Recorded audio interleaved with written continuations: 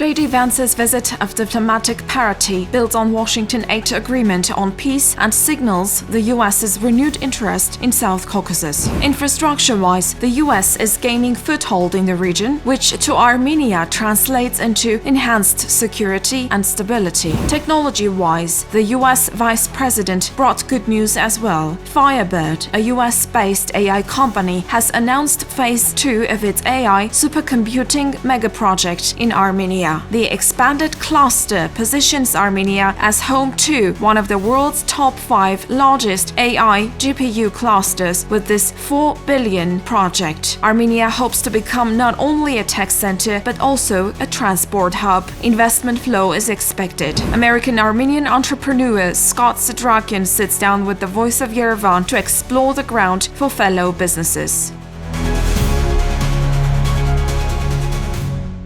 Thank you so much for accepting the invitation.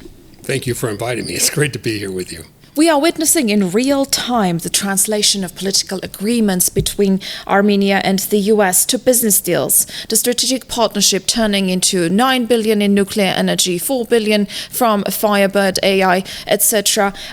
Why is the US interested in the region, Armenia specifically? Well, first of all, I'm a civilian. I'm not either in the government nor am I a brilliant global businessman. But I will say you are a Silicon Valley guy, and we're coming to that. Yeah, well, okay, we can talk about that. But from my observation, I think that Armenia is both a fantastic source of great talent, as well as a society that resonates very much with the West, and that combination is why I think the U.S. and other countries are interested in growing their economic ties with Armenia right now. You are here in Armenia to enhance Armenia-U.S. cultural ties, and we will talk about that later. Sure. But right now, I'd like to talk about the business part of what you do. What's your estimation of the Armenian business climate? How appealing would you say it is for the American investor? Well, I'll tell you through the lens of what I see, which is in my work, which has primarily been in software development and in building companies that basically interact with other companies using the power of programming.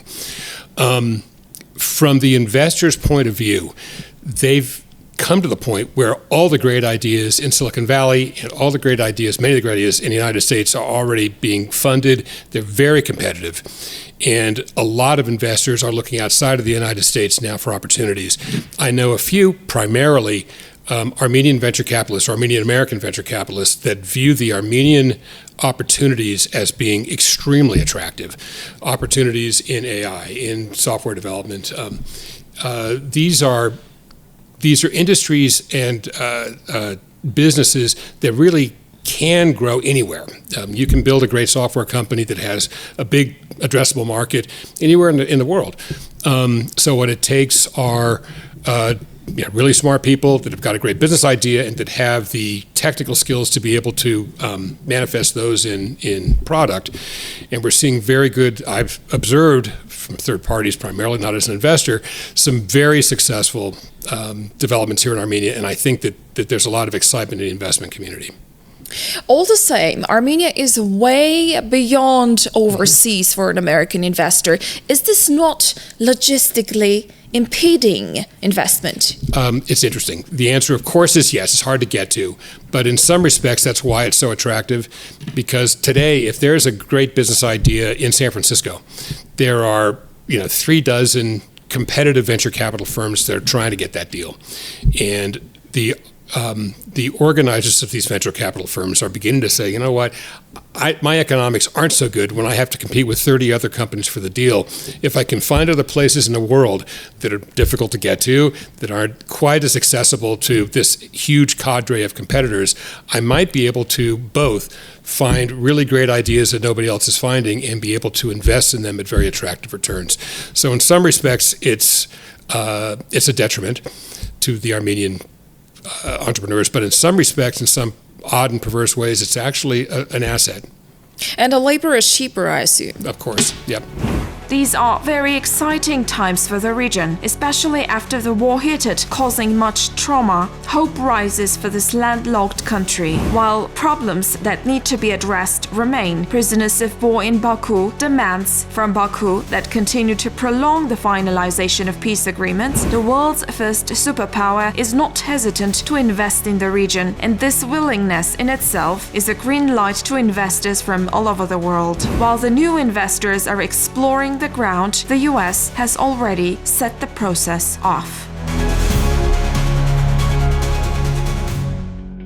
What's the untapped import-export potential you see when it comes to Armenia-US relations? First of all, again, as a civilian, I don't really understand import-export flows very well. I certainly know as an American citizen today that the United States government is not really welcoming import of foreign goods. As you know, tariff regimes have come along. They are inconsistent. They're unpredictable. It makes it very difficult for an American company to import foreign goods and services. However, in the areas in which I'm best experienced, that is in software engineering and enterprise software and so forth, the barriers to export and import are very low. And one can supply, digital heuristics to a company in the United States from Armenia with very little friction. So from the respect of hard consumer goods, the barriers are significant and difficult. From the extent of digital product, they're actually quite low and very attractive. J.D. Vance's visit, the Vice President of the U.S. just visited Armenia. What do you believe this says about how important the region is to the U.S.? So again, as a civilian, but as an American observer, I think that it is absolutely a representation of the commitment to this corridor, the corridor that is being developed between Azerbaijan and through Armenia. And sending the Vice President, which is a pretty unique level of the U.S. government to arrive here. I don't know the last time that anybody from that senior in the executive branch visited Armenia. Really does represent and demonstrate, I think, their commitment to this process.